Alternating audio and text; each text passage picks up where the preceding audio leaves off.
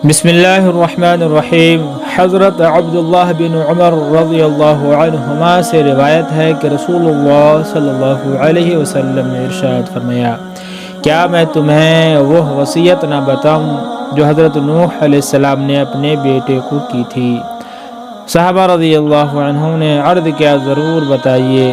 ارشاد فرمایا، حضرت نوح علیہ السلام نے اپنے بیٹے کو وصیت میں فرمایا، میرے بیٹے، تم کو 2 کام کرنے کی وصیت کرتا ہوں اور 2 کاموں سے روکتا ہوں۔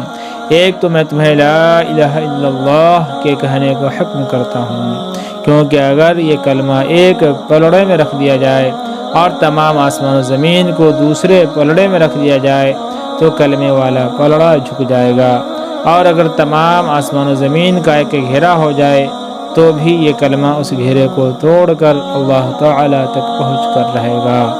دوسری چیز جس کا حکم دیتا ہوں وہ سبحان اللہ العظیم و بحمدہ کا پڑھنا ہے، کیونکہ یہ تمام مخلوقات کی عبادت ہے اور اسی کی برکت سے مخلوقات کو روزی دی جاتی ہے۔